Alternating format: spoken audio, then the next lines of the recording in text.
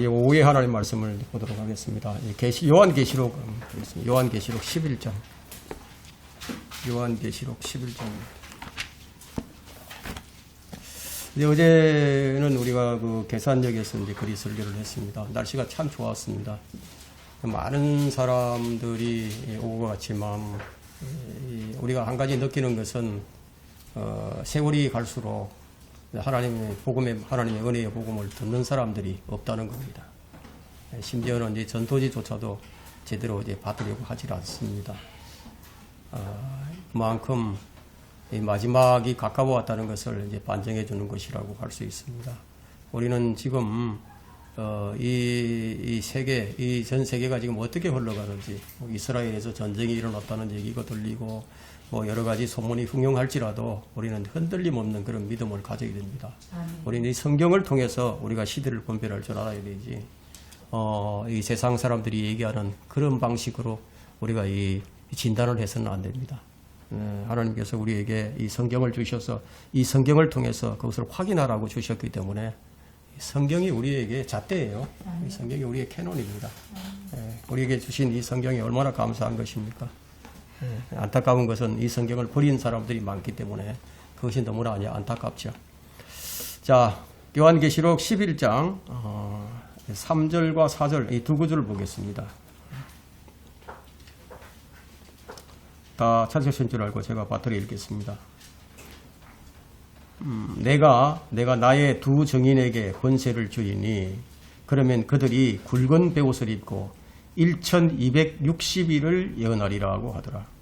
이들은 땅에 잘 주목하셔야 됩니다. 하늘이 아니고 땅에 하나님 앞에 서 있는 두 올리브 나무이며 두 촛대니라.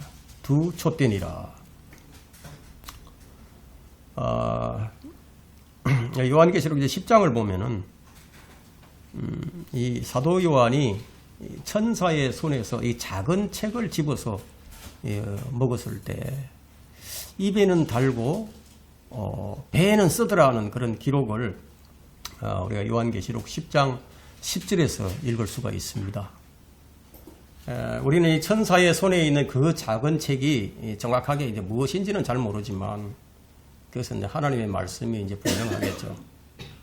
그 이유는 이제 아모스 3장 8절에서 주 하나님이 말하였으니 누가 예언하지 않겠느냐라는 기록이 있고요. 또한 시편 119편 103절에는 주의 말씀들이 내 입에 어찌 그리 단지요 정녕 내 입에 꿀보다 더 달았나이다. 이런 기록이 있어서 자, 우리는 그 작은 책이 하나님의 말씀일 것이다 이렇게 단정을 할 수가 있습니다. 요한이 그 책을 먹었을 때 꿀처럼 달다고 했는데 근데 먹고 나니까 배에는 쓰더라 이렇게 했어요.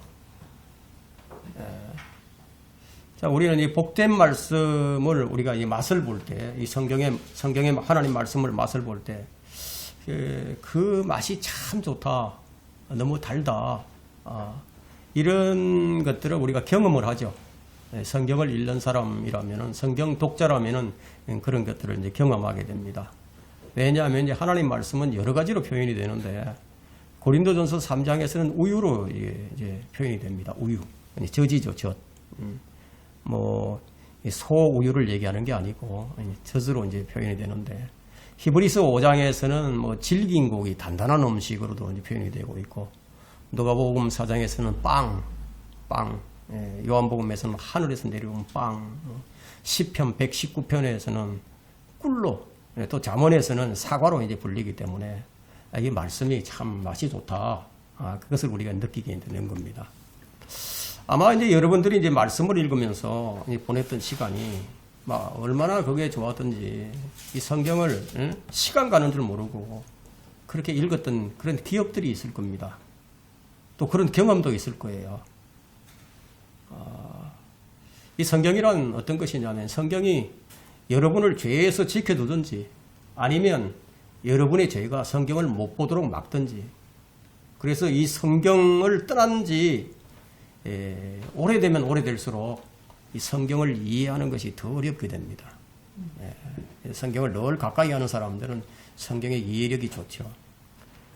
근데 성경에 대한 이런 이해가 더해가면 더해갈수록 뭐 성경을 손에서 놓는다는 것이 사실상 이제 어렵게 됩니다. 하루도 안 빠지고 이 성경을 계속 읽게 되죠. 이 성경이란 반드시 여러분의 길은 두 갈래 길이 있거든요. 이 하나님의 길이든지 아니면 세상 길이든지 두 길 중에 하나인데 그 두 길 중에 하나를 파괴할 겁니다.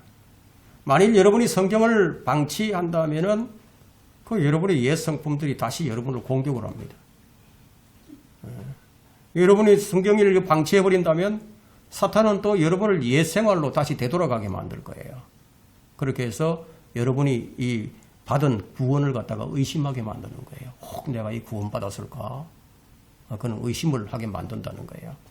그렇게 되면 여러분은 이제 열매를 맺지 못하게 됩니다. 온전한 열매를 못 맺어요. 이 책은 하나님께서 축복하기로 약속하신 유일한 책이기 때문이에요. 여러분이 이 말씀을 이해하고 즐길 수 있다면요, 수많은 일들이 일어납니다. 왜냐하면 여러분이 이 말씀을 소화를 하고 이 말씀을 생활에 적용해서 살게 되면은 그때 뭐가 다가오느냐면 박해가 다가온단 말이에요. 박해의 대상이 됩니다. 그래서 여러분에게 매우 쓰게 되는 거예요. 먹을 땐 좋았는데 먹고 나서 소화시킬 때는 쓰게 된다 이거예요. 왜냐하면 디모데후서 이제 3장 12절에서 이렇게 말하고 있죠. 실로 경건하게 살고자 하는 모든 사람은 박해를 받을 것이라. 경건하게 살고자 한다. 그리스도를 따라서 살고자 한다. 성령의 인도함을 따라서 나는 살겠다. 이렇게 작정을 하게 되면은 어떤 일이 일어나느냐. 박해를 받을 것이라고 얘기한다. 이게 성경 말씀이에요. 근데 오늘날 이 박해를 받는 사람들이 거의 없죠. 그 말은 달리 말하면 경건하게 살고 있는 사람들이 별로 없다는 얘기예요. 극소수의 그리스도인들만이 그리스도를 위해서 박해를 당하고 있을 뿐 정말 경건한 자들이 많지 않아요. 여러분이 이 말씀을 이해하고 이제 이 말씀에 거하게 되면요, 또 이 말씀을 가지고 여러분이 다른 사람들에게 전하게 될 거 아닙니까? 그러면 여러분들은 이 사회에서 배척을 당할 수도 있어요. 이 기독교 교단이라든가 총회라든가 그리고 이제 모든 교회들이 있죠. 모든 교회들이 하나로 만들어서 이 종교 다원주의를 주창하고 있는데 그런 협의회에 가입된 사람들로부터 여러분은 당연히 이제 미움을 받게 된다는 거예요. 그래서 말씀이 쓰다 그렇게 말씀하는 거예요. 그것이 전부가 아니에요. 이 성경은 여러분을 아주 독특하게 만들어주는데 여러분을 이상하게 만들 거예요. 만약 정신과 의사가 여러분을 진단을 하게 된다면요, 아마 과대망상증이나 편집증 또는 정신불련증에 걸렸다고 그런 진단을 하게 됩니다. 여러분이 오늘 이 본문의 말씀을 이해하고 그 말씀을 다른 사람들에게 이야기하면 반드시 그런 진단을 받게 되어 있습니다. 무슨 이 말도 안 되는 소리를 하느냐고. 이거는 판타지 영화에서나 나올 그런 얘기를 한다고 조롱을 받을 게 뻔하게 됩니다. 구원받지 못하고 이제 교회만 이렇게 다니는 교인들로부터도 기존 질서에 동조하지 않는 자로 여겨질 것이 뻔합니다. 그 이유는요, 이 나라가 성경을 읽는 나라가 아니기 때문이에요. 여러분이 성경을 알고 성경을 배우고 말씀에 거하고 성경을 말할 때 그러면 여러분은요 100만 명 중에 한 사람이 될 수 있기 때문에 그래서 이상한 사람이 된다는 거예요. 그래서 성경은 여러분을 어떤 사람으로 만드느냐, 괴상한 사람으로 괴상한 부류의 사람으로 구분시킨다는 거예요. 여러분 성경을 알아가면 알아갈수록 여러분은 더 독특한 사람이 됩니다. 그러면 여러분은 사회에서 더 고독하게 될 것이고 여러분은 세상의 친구를 얻지 못하게 됩니다. 그러나 여러분이 얻는 새로운 친구들이 있죠. 이 새로운 친구들은 어떤 사람들입니까? 성경을 읽고 성경을 믿는 사람들이다. 그런 사람들의 모습은 초기 교회 시대에 나타난 그리스도인들의 모습일 거예요. 그런 사람들은 어떤 삶을 살았죠? 사자들에게 던져졌죠. 그들은 로마가 기독교 국가로서 공인을 했는데 그들은 비국교도들이었어요. 국가의 적으로 간주되었죠. 자, 그 이유는 그들이 이교도 체제에 우호적이지 않았기 때문이에요. 그들에게 동조하지 않았어요. 왜냐? 그들이 성경을 믿었기 때문에. 성경을 믿으면 이렇게 변한다는 거예요. 자, 미국엔 지금 이 성경을 읽는 것이 법으로 금지되어 있어요. 공원에서나 학교에서. 종교의 자유를 법으로 인정하는 나라인데 어떻게 이 성경을 공원에서 읽는 것을 법으로 금지시킬 수가 있죠?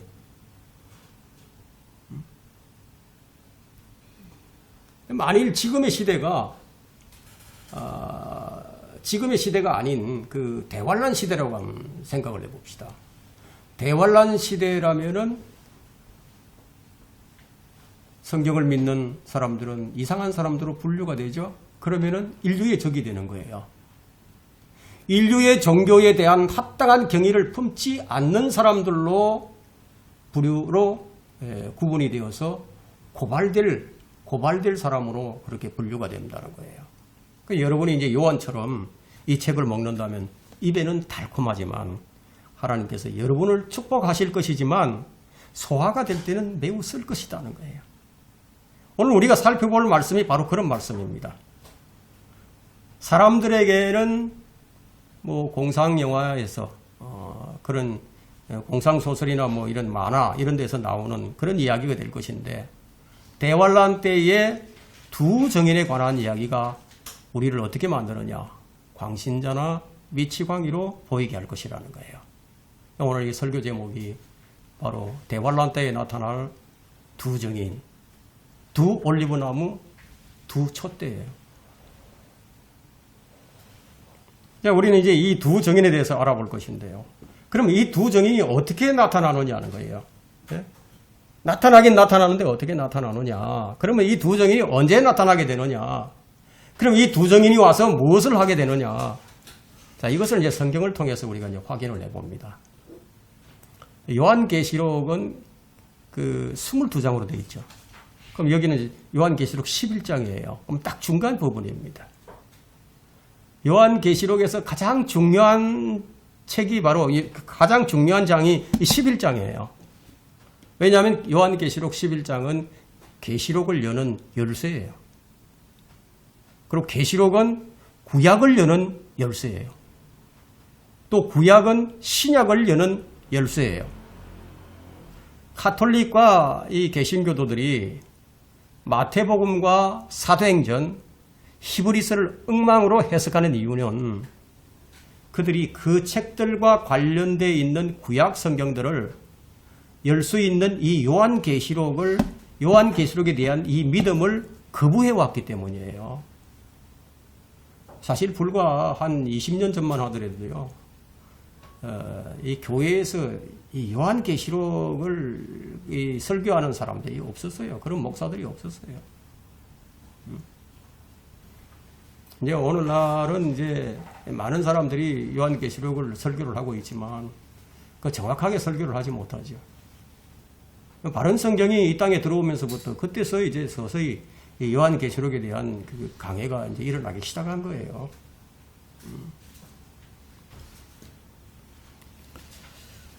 자, 요한계시록 11장을 이해하는 열쇠는 그 어떻게 읽어야 되느냐? 여러분이요, 읽는 그대로 그냥 믿는 것뿐입니다. 읽는 그대로 믿어야 되는 거예요.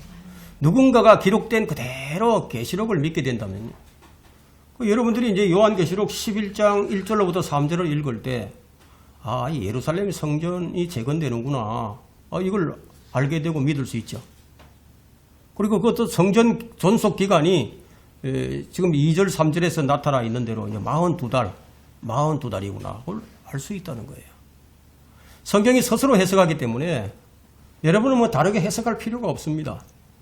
말하자면 여러분이 이제 11장의 내용을 그대로 믿는다면 그러면 여러분은 개신교와 천주교와 유대인들에게 알려지지 않은 전례 없었던 전반적인 새 교리들을 마음을 열고 받아들이게 된다는 겁니다.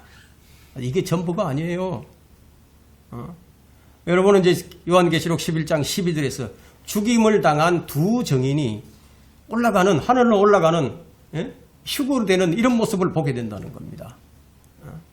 한번 볼까요? 12절에 그들이 하늘로부터 나는 큰 음성을 들었는데 그들에게 말하기를 이리 올라오라 하므로 그들이 구름을 타고 하늘로 올라가니 그들의 원수들이 그들을 바라보더라. 이리 올라오라 해야 돼. 예수 그리스도께서 부활하신 다음에 이 성천을 하실 때 그 광경을 많은 사람들이 보았죠.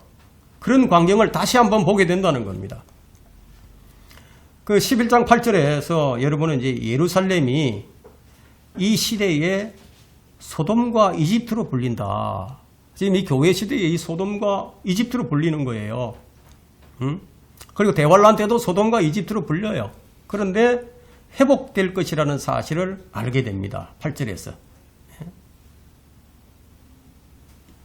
또한 이 구절은 교회 시대에 어떤 실마리를 주는데 이스라엘이 교회 시대에서 일시적인 거부를 당하지만 후에 회복이 되어서 주 예수 그리스도의 아래서 정치 세력을 갖게 될 것을 의미한다는 겁니다.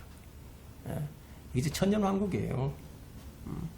이것은 전천년 체계를 지지해 주는데 이 체계는 무천년주의나 후천년을 가르치는 목사들에게는 완전히 닫혀있는 성경이에요. 그들은 이 성경을 풀 수 없습니다. 그래서 그들이 무천년이나 후천년주의 목사들에게 닫혀있는 그 성경을, 성경 구절들을 여기서 열어준다는 겁니다. 또한 11장 7절에서는 볼까요? 또 그들이 자기들의 정거를 끌어마칠 즈음에 끝없이 깊은 구릉에서 올라오는 짐승이 그들과 전쟁하여 그들을 이기고 또 죽이리라. 이 짐승이라는 불리는 사람은 우리는 여기서도 보게 된다는 겁니다. 그럼 이 사람은 어떤 사람이냐? 예수 그리스도의 인격과 사역 다음으로 성경에서 아주 중요한 주제가 됩니다. 이 사람에 대해서는 바울이나 다윗, 이 모세를 합친 것보다도 더 많은 관련 구절들이 기록이 되어 있습니다. 자, 주 예수 그리스도 다음으로 두드러진 인물이 짐승이에요, 짐승. 이 11장에 나오는 짐승이에요. 요한 1서 2장에는 적그리스도라고 표현하고 있고 다니엘 11장에서는 제멋대로 하는 왕이라고 한다. 제멋대로 자기 마음대로 한다는 거예요. 데살로니가 우서 2장에는 죄의 사람이고 멸망의 아들로 되어 있습니다. 그래서 그는 성경에서 18가지의 유형으로 나타나는 사람입니다. 주 예수 그리스도 다음으로 그는 성경에서 중요한 인물이라는 거예요. 여러분이 읽는 그대로 믿는다면 이 사람이 정확히 42개월 동안 짓밟을 실제적인 도성이 땅에 있다는 것을 믿을 거예요. 그것이 바로 앞으로 세워질 제3성전입니다. 지금 이스라엘은 제3성전을 건축할 준비가 다 돼 있죠. 이 성전은 이방인들에게 42달 동안 짓밟힐 것이다. 마태복음 24장 15절에서 주님은 읽는 자는 깨달으리라고 말씀하셨죠. 읽는 자는 깨달으라 이렇게 말씀하셨죠. 그러므로 너희가 선지자 다니엘을 통하여 말씀하신 멸망에 가져간 것이 거룩한 곳에 선 것을 보리니, 그러니까 적그리스도가 와서 이 짐승이 예루살렘의 성전에 딱 앉는 것을 보게 되면은 읽는 자는 깨달으라는 얘기예요. 그것을 읽는 자는 깨달으라. 주 예수 그리스도께서 이 땅에 돌아오셔서 합법적으로 이 세상을 통치하는 것을 보기 원하는 사람은 이 성경에 기록된 대로 그대로 믿습니다. 예, 그렇게 믿습니다. 그러니까 성경의 문자적인 해석을 받아들이기를 거부하는 사람은 그 예수 그리스도께서 이 땅에 오시는 것을 원치 않는 자들이죠. 예, 이 땅에 오셔서 통치하는 것을 원치 않는다. 그들이 누구냐? 무천년, 후천년주의자들이라는 거예요. 그런 사람은 어떤 사람이냐면 그들이 구원받았다면 롯처럼 땅에 뿌리를 두고 성문 곁에 정착해서 사는 사람이에요. 롯은 소돔을 향해서 천막을 친 이 성결하지 못한 사람이었죠. 그럼 이 시대에 논쟁이 있어요. 믿는 자들 가운데 논쟁이 있는데 그 예수 그리스도의 재림이 이 전천년이냐 후천년이냐 이런 이제 논쟁이 있는 거예요. 전천년주의자라면 성경 구절을 올바로 이해할 수 있지만 전천년주의자가 아니라면 이 성경을 구약을 어떻게 봐야 되고 또 선지자들과 앞으로 미래가 어떤 관계에 놓여 있는지 이걸 알지 못하게 된다는 겁니다. 왜냐하면 이 선지자들이 미래에 대해서 얘기를 해놓았기 때문에. 그래서 요한계시록 11장 1절과 2절에 42달 동안 짓밟힐 성전에 관해서 말씀하시는데 일반 역사학자들이나 신학자들이 얘기하는 것처럼 전년주의자들이 얘기하는 것처럼 AD 70년에 티투스 장군에 의해서 파괴된 예루살렘이 아닙니다. 왜냐하면 AD 70년에는요 42달 동안 짓밟힌 적이 없었어요. AD 70년에 파괴된 헤롯 성전은 뜰이 4개 있었어요. 뜰이 4개 있었어요. 근데 여기 성전은 뜰이 하나뿐이에요. 자, 이제 우리가 살펴볼 중요한 주제는요. 두 정인입니다. 두 정인. 3절과 4절 다시 볼까요? 내가 나의 두 정인에게 권세를 주리니 그러면 그들이 굵은 베옷을 입고 1260일을 예언하리라고 하더라. 이들은 땅의 하나님 앞에 서 있는 두 올리브 나무이며 두 촛대니라. 이 두 정인에 대한 예언은 여러분 이 스가랴 4장으로 한번 가보세요. 스가랴 4장. 이미 이제 예언이 되어 있던 거예요. 스가랴 4장 11절부터 14절에 기록이 되어 있습니다. 스가랴 선지자에게 다 보여준 겁니다.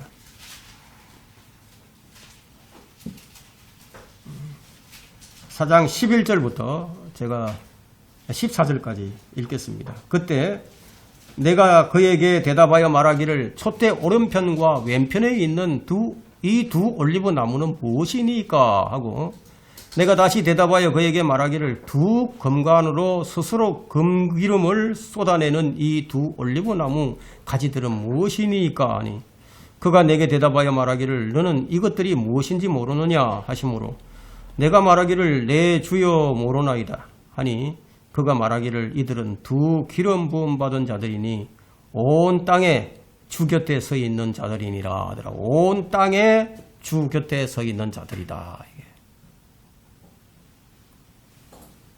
그렇다면 이 두 정인이 누구이죠? 자, 우리는 모세와 엘리야인 것을 알고 있는데 그런데 성경 교사들이 다른 해석을 내놓는 거예요. 다르게 해석을 합니다. 성경은 스스로 해석을 하기 때문에 우리는 학자들의 해석에 귀를 기울일 필요가 전혀 없어요. 성경 해석은 성경에서 본문을 찾고요. 또 성경이 무엇이라고 해석하는가 거기에 우리가 집중을 하면 됩니다. 왜냐하면 이사야 34장 16절에는 너희는 주의 책을 찾아 읽어라. 이것들 중에는 하나도 부족한 것이 없다고 했습니다. 하나도 부족한 것이 없다는 거예요. 하나도 자기 짝이 없는 것이 없으리니 이는 바로 나의 입이 명령하였고 바로 그의 영이 그것들을 모으셨습니다. 성경 66권은 누가 모았느냐? 하나님의 영이 모았다고. 하나님의 영이. 성경의 말씀들은 모두 짝이 있어요. 그래서 짝을 찾아서 대조를 해보면 알게 되죠. 어떻게 해석해야 하느냐? 고린도전서 2장 13절을 보게 되면 또한 우리가 그것들을 말하되 인간의 지혜가 가르치는 말로 하지 아니하고 성령께서 가르치시는 말로 하나니 영적인 일들은 영적으로 비교하여 말하느니라. 성령께서 가르치시는 말이 뭐예요? 이 성경이죠. 이 성경은 영적인 일들이죠. 그 영적인 일들은 영적으로 비교한다. 자, 우리는 사람의 지혜가 가르치는 철학이나 과학 그리고 신학적 용어들로 비교하지 않아요. 우리는 성경 말씀으로 서로 비교를 해서 말을 합니다. 여러분 이게 가장 올바른 성경 해석 방법이에요. 성경 해석은요. 성경에서 답을 찾는 것이 중요합니다. 여러분은 그런 마인드를 가지고 성경을 비교하는 그런 실력을 쌓을 수 있는 무리에서 공부를 해야 된다는 거예요. 우리는 이제 BC 519년 예수님께서 이 땅에 오시기 전에 519년 전에 기록된 스가랴서에서 이 두 정인을 보는 겁니다. 스가랴 4장 11절에 보니까 촛대 오른편과 왼편에 있는 이 두 올리브 나무는 무엇이니까? 만일 여러분이 이제 이것을 보았다면 여러분들도 똑같이 질문을 할 거예요. 모르니까 이것이 무엇인지 알고 싶어서. 스가랴 선지자는 제사장이죠. 제사장이기 때문에 이 성전 안을 밝히는 이 촛대가 무엇인지 잘 알고 있어요.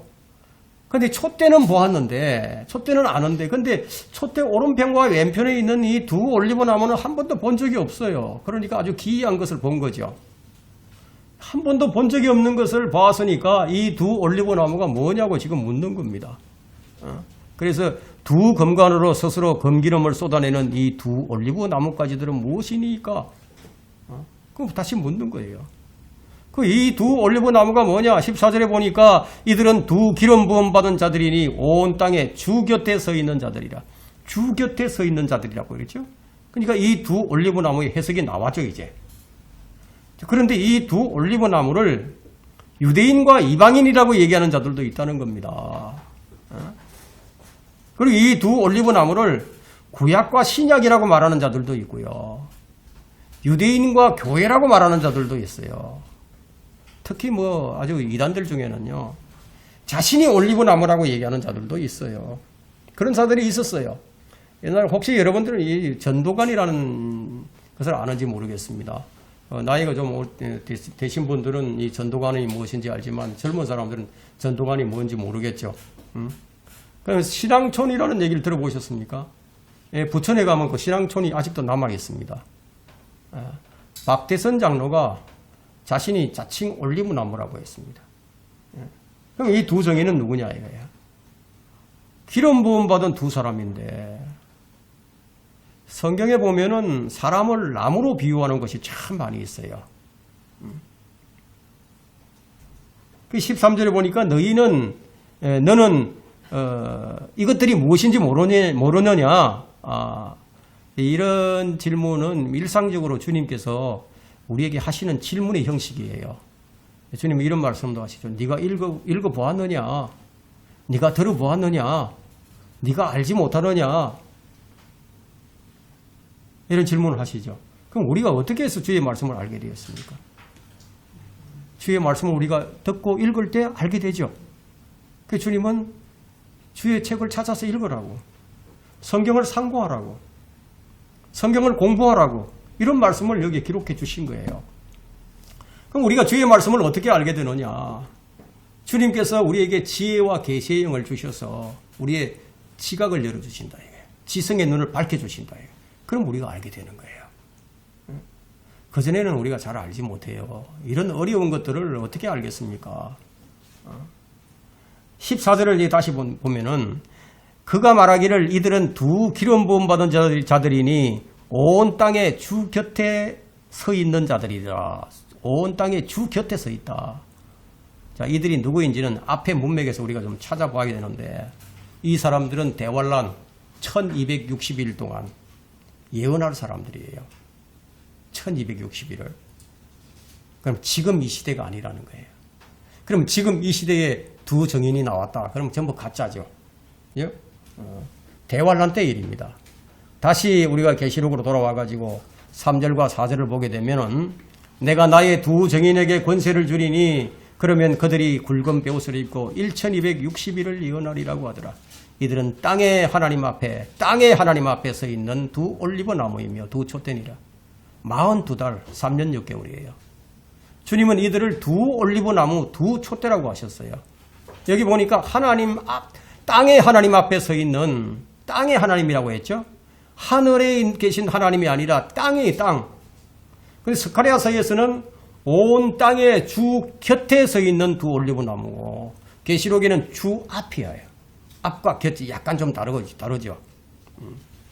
계시록에는 땅의 하나님 앞에 서 있다. 그러면 이 두 정인이 어떤 능력을 가지고 있느냐는 거예요. 어떤 능력을 가지고 있느냐. 5절 볼까요? 요한계시록 11장 5절에 누구든지 그들을 해치려고 하면 그들의 입에서 불이 나와. 이 만화 같지 않습니까?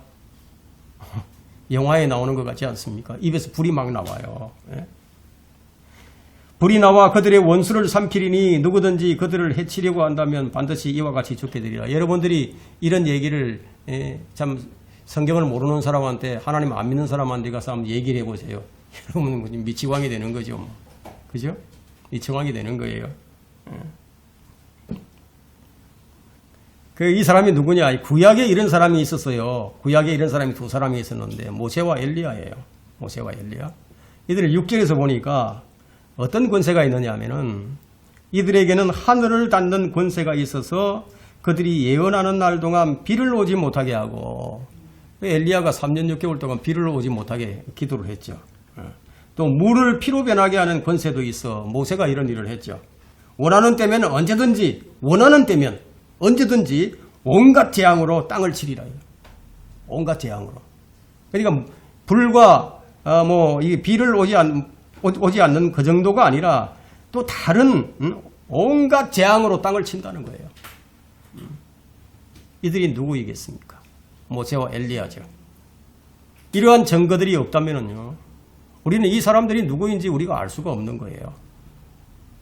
또 다른 증거를 찾아본다면은 모세와 엘리야는 땅에 하나님 앞에 서 있습니다. 여러분 신약 성경에도 이게 기록이 돼 있어요. 마태복음 17장 3절에 이런 변화산 사건이에요. 마태복음 17장은 변화산 사건인데 하나님께서 예수님께서 자신의 재림의 모습이 어떠한지를 미리 보여준 사건이죠. 그런데 보라 17장 3절에 모세와 엘리야가 그들에게 나타나서 주와 함께 이야기하더라.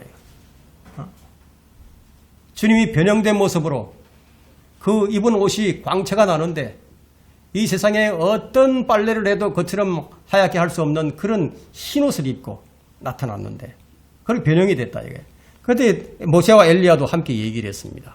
이것이 바로 유명한 변화산 사건입니다. 누가 이걸 보았습니까? 베드로와 요한과 야고보가 이제 이 광경을 보았어요. 땅에 계신 하나님 주 예수 그리스도다. 그 주 예수 그리스도 앞에 서 있던 사람들이 바로 누구예요? 모세와 엘리야였다. 그죠? 그러면 이 엘리야가 자신이 또 주님 앞에 설 것을 미리 다 예언을 해 놓았습니다. 성경 기록은 이런 거예요. 우리가 성경을 믿을 수 있는 것은 정확하게 이루어졌기 때문에 믿는 거예요. 믿을 수 있는 거예요. 열왕기상 17장 1절에 보게 되면은 이 엘리야가 이런 얘기를 합니다. 길르앗 거민에 속한 티십인 엘리야가 아합에게 말하기를 내가 그 앞에 서서 섬기는 이스라엘의 주 하나님께서 살아계시거니와 내가 내 말이 없으면 이슬도 내리지 않겠고 비도 오지 아니하리라 했대. 내가 그 앞에서 섬기는 그러니까 하나님 앞에서 섬긴다는 거예요. 모세도 주님 옆에 선 적이 있었습니다.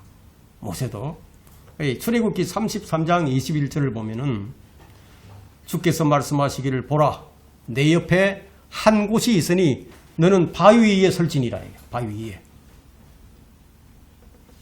위에. 모세는 그때는 주님의 얼굴을 못 봤죠.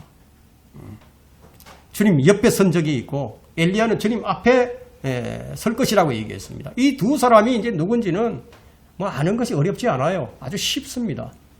구약에서 주님 옆에 섰던 사람, 주님 앞에 섰던 사람은 모세와 엘리야라는 거예요. 그러면 구약 성경의 마지막 장 말라키에는 주님이 오시기 전에 엘리야가 먼저 온다고 말을 하고 있어요. 엘리야가 먼저 온다. 그러면 이 엘리야 이 사람은 누구예요? 선지자를 대표하고 있죠. 그럼 모세는 누구를 대표합니까? 율법을 대표하죠. 그런데 엘리야가 다시 나타나요. 예수님이 다시 오시는 것과 마찬가지로 엘리야도 다시 온다고 되어 있습니다. 여러분 말라키 4장 5절과 6절을 한번 펼쳐보십시오. 구약 성경 마지막에 이제 그 말씀을 하신 거예요. 말라키 4장 5절과 6절에 자 보라 하군요. 보라 내가 주의 크고 무서운 날이 오기 전에 선지자 엘리야를 너에게 보내리니 그러니까 주님의 재림의 날 재림하시기 전에 선지자 엘리야를 너에게 보낼 것이다 이렇게 이제 말씀을 하신 거예요.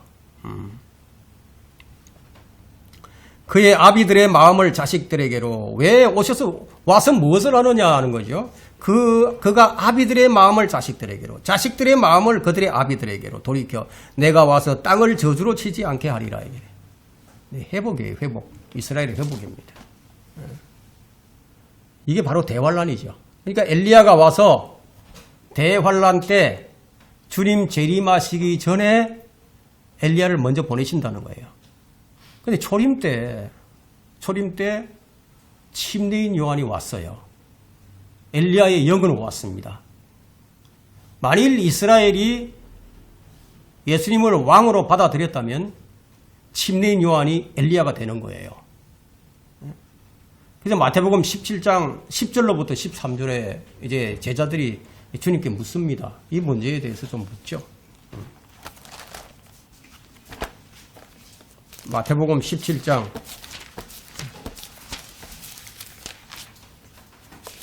10절로부터 13절에 주의 제자들이, 예수님의 제자들이 묻는 거예요.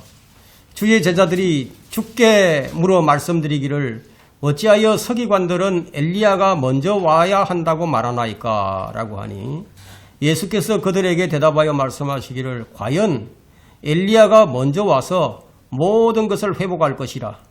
그러나 내가 너희에게 말하노니 엘리야가 이미 왔으나 사람들이 그를 알아보지 못하고 그들 마음대로 대하였도다. 마음대로 되었다는 거죠. 이와 같이 인자도 그들에게 고난을 받으리라고 하시더라. 그때서야 제자들은 주께서 자기들에게 침례인 요한에 관하여 말씀하신 것을 깨닫더라. 그 당시 사람들은 엘리야를 알아보지 못했어요. 주의 길을 예비하는 엘리야를 알아보지 못한 사람들이 어떻게 예수님을 알아보겠습니까? 누가복음 9장 18절과 19절에는 이 제자들에게 예수님께서 묻습니다. 그 사람들이 나를 누구라고 말하느냐 하고 이제 묻죠.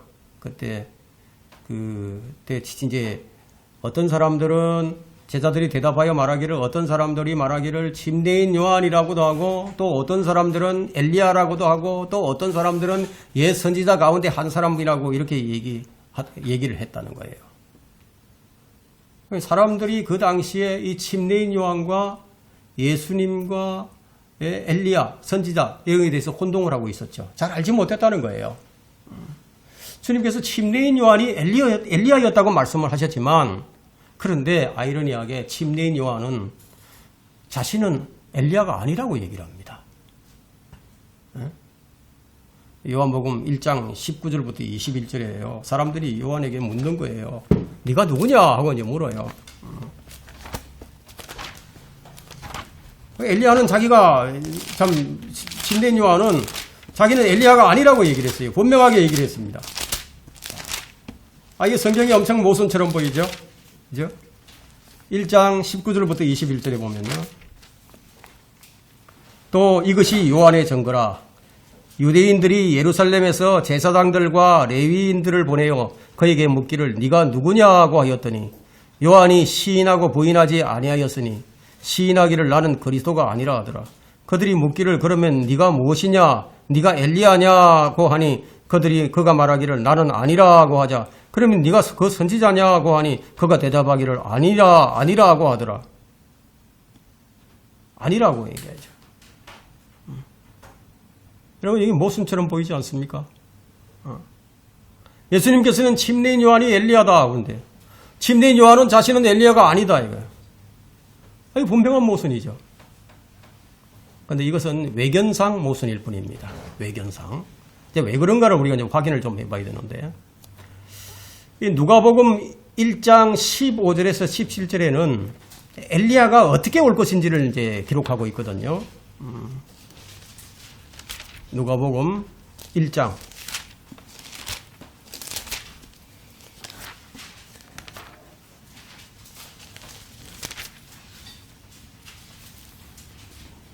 1장 그는 주의 목전에서 위대한 자가 될 것이며 포도주나 독주도 마시지 아니하며 모태에서부터 성령으로 충만하리라.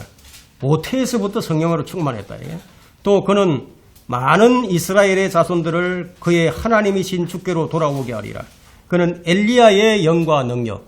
자, 이게 중요합니다. 그는 엘리야의 영과 능력을 가지고 주 앞에 서서 주 앞에 앞서가서 아비들의 마음을 자식들에게로. 우리가 이걸 어디서 읽었죠? 스가랴에서 읽었죠. 그죠? 똑같이 나오죠? 자, 아비들의 마음을 자식들에게로. 불순종한 자들을 의인들의 지혜로 돌아오게 하며 주를 위하여 마련해 놓은 백성을 예비시키리라고 하더라. 엘리야의 영과 능력으로. 침례인 요한이 엘리야의 영과 능력으로 왔다는 거예요. 그렇다면 왜 요한이 자신은 엘리야가 아니라고 말을 한 것인가 하는 거예요. 그 이유는 주님이 이런 말씀하셨어요. 너희가 받을 의향만 있다면 그가 바로 엘리야니라, 이런 말씀을 하셨거든요. 그러니까 이스라엘이 예수 그리스도를 메시아로 받아들였더라면 침례인 요한은 엘리야가 되는 거예요. 그래서 주님께서 네가 받을 의향만 있다면 그가 엘리야니라, 이렇게 말씀하신 거예요. 그러니까 이것은 모순 같아 보이지만 모순이 아닌 거죠. 외견상 그냥 모순처럼 보이는 거죠. 그러니까 주님은 침례인 요한이 엘리야의 유형으로서 만일 이스라엘이 민족적으로 예수님을 받아들였더라면 그가 엘리야라고 말씀하신 거예요. 그러면 계시록 11장에 넘어와가지고는 초림 때 침례인 요한이 와서 사역했던 것처럼 대환란 때에도 모세와 엘리야가 다시 와서 사역을 한다는 거예요. 그러면 대환란 때 두 정인이 어떻게 올 것인가? 하늘에서 뚝 떨어질 것인가? 아니, 어떻게 올 것인가 하는 거예요. 그 침례인 요한처럼 올 것인지 이게 우리는 참 불분명하지만 여기서 우리가 한 가지 분명하게 알 수 있는 것은 엘리야가 영과 능력으로 왔다는 거예요. 엘리야의 영과 능력으로. 이걸 우리가 알 수 있죠. 우리가 불분명하지만 우리가 이렇게 추정해 볼 수 있다는 거예요. 초림 때 침례인 요한이 엘리야의 영과 능력으로 왔다는 거죠. 모세도 어떻게 올 것인지 우리가 정확하게 모르지만 하나님의 특별한 방법으로 하늘에서 직접 내려오는지는 확실하게 말할 수는 없지만 그러나 하나님께서는 어려워서 못할 일이 없으시잖아요. 그렇죠? 예. 변화산 사건에도 보여주셨잖아요. 예? 엘리야가 해오리 바람과 함께 불병거를 타고 하늘로 올라가는 것을 엘리사가 봤어요. 모세는 죽었던 사람이에요. 그런데 변화산 사건 때 보니까 예수님 앞에 나타나 있습니다. 그런데 이 성경이 지금 뭐라고 얘기를 하고 있죠? 이들이 다시 와서 짐승에 의해서 목베임을 당하고 죽게 될 것이라고 기록을 하고 있다는 거예요. 그럼 요한계시록 11장 7절로부터 9절을 보게 되면요. 또 그들이 자기들의 정거를 끌마칠 즈음에 끝없이 깊은 구렁에서 올라오는 짐승이 있죠? 이게 바로 누구냐면요. 요한계시록 13장에 이제 바다에서 올라오는 이 짐승이에요. 이 짐승이 그들과 전쟁하여 그들을 이기고 또 죽이리라. 그리하여 그들의 죽은 몸들이 큰 도성의 길거리에 놓이리니 그곳을 영적으로는 소돔과 이집트라고 부르며 우리 주께서 십자가에 못 박히신 곳이라. 또 백성들과 족속들과 언어들과 민족들 중에서 온 사람들이, 그러니까 모든 사람이죠. 전 세계 사람들 얘기하는 겁니다. 온 사람들이 그들의 죽은 몸들을 사흘 반 동안 구경하며 그의 죽은 몸들을 무덤에 장사하는 것을 허락하지 아니하리라. 그렇다면 이제 한 가지 우리가 이제 생각해 볼 수 있는 것은 이 두 정인이 같이 죽는다는 거예요. 그러면 여러분 생각해 보세요. 영적인 몸을 입지 않았다는 결론이 나오죠. 왜냐하면 영적인 몸은 죽지 않고 썩지 않은 몸인데 그럼 다시 와서 죽는다는 거예요. 다시 죽을 수 없는 몸을 가진 것이 우리가 부활해서 부활하면 천사처럼 된다고 했지 않습니까? 근데 목배임을 당해서 죽는다는 것은 이게 말이 안 되잖아요. 근데 이들이 여기 보니까 죽는다는 거예요. 그러면 우리가 생각해 볼 수 있는 것은 이 사람들이 침례인 요한처럼 오는 것이 더 가능성이 있다는 거죠. 엘리야의 영으로, 엘리야의 영과 능력으로. 침례인 요한은 어떻게 왔습니까? 아버지와 부모가 있잖아요, 부모가. 그죠? 육체로 태어났다는 거예요. 어쨌든 이것은 좀 불분명합니다. 성경이 이제 그렇게 정확하게 얘기하지 않고 있으니까. 자, 우리가 믿는 것은 하나님께서는 어려워서 못할 일이 없으시다. 이걸 우리가 믿는 겁니다. 자, 또 한 가지 우리가 추론해 볼 수 있는 문제는 주 예수 그리스도는 죽은 자들로부터 부활하신 첫 번째 사람입니다. 첫 번째 사람입니다. 예.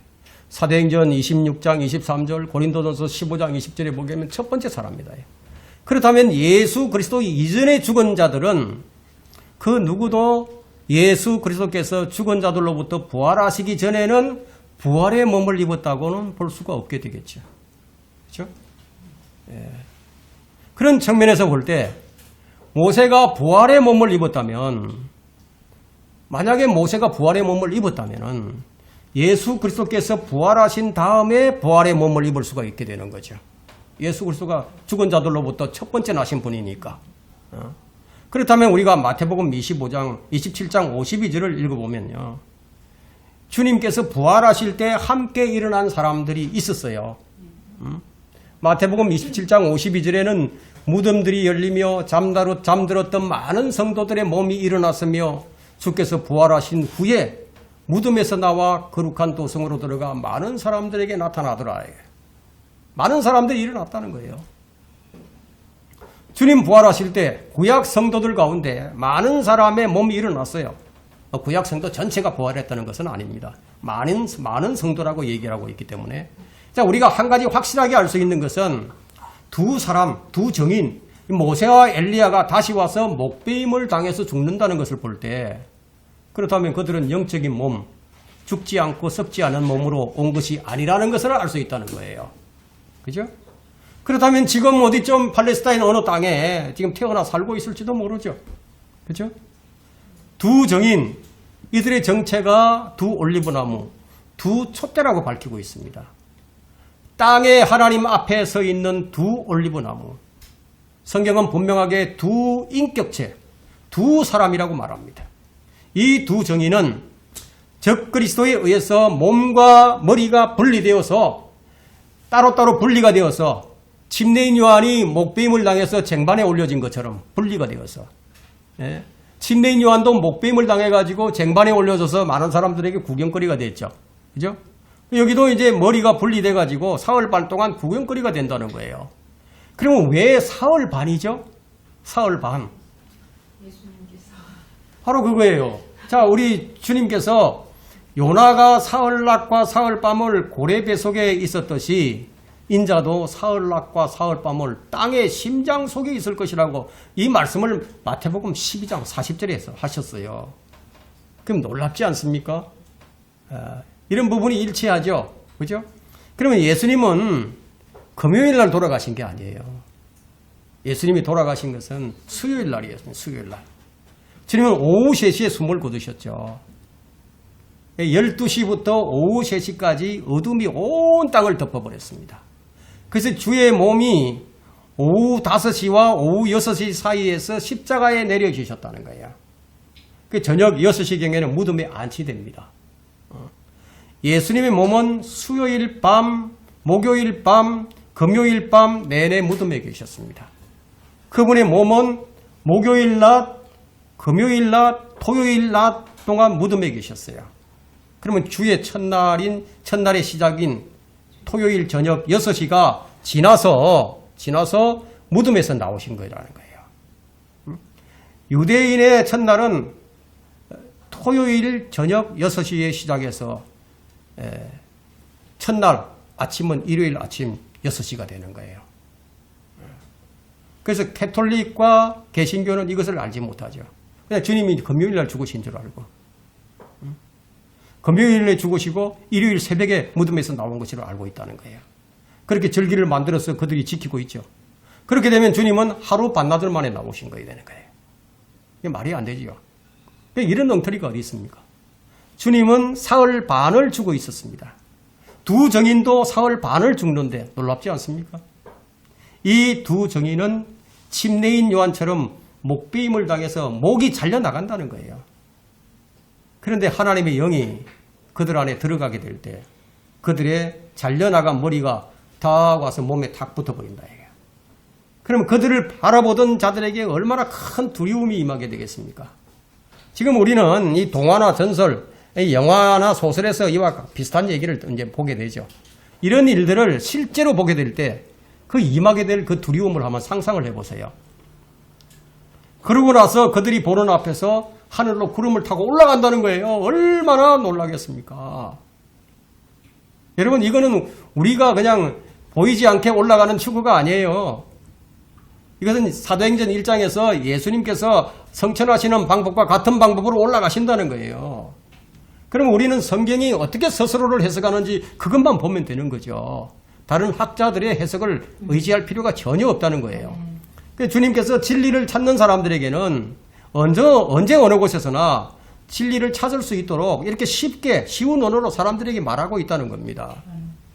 그럼 이 진리를 원치 않는 사람들은 누구나 미쳐버린 종교 시대에 사사로운 해석을 수용해야만 한다는 거예요. 지금 이 마지막 때에 이스라엘은 지금 하나님의 성전을 지으려고 하는데 그럼 누가 극심하게 반대를 합니까? 이스라엘이 이제 1960년부터 준비를 했는데 아직도 못 짓고 있잖아요. 그럼 누가 반대를 하죠? 느헤미야 때를 한번 보세요. 느헤미야 때에 누가 반대를 했습니까? 토비아와 산발랏이 아라비아인들, 암몬인들, 아스돗인들이 반대를 했었죠. 그럼 지금 누가 반대를 하고 있습니까? 역시 마찬가지로 그들의 후손들이 지금 반대를 하고 있는 거예요. 지금 이 시대에 누가 이런 진리를 반대하고 있습니까? 우리 주변에 있는 로마 가톨릭들과 그들과 한 배를 타고 가는 개신교도들이 이걸 반대를 하고 있는 거죠. 여러분, 요한계시록의 열쇠는 11장 여기입니다.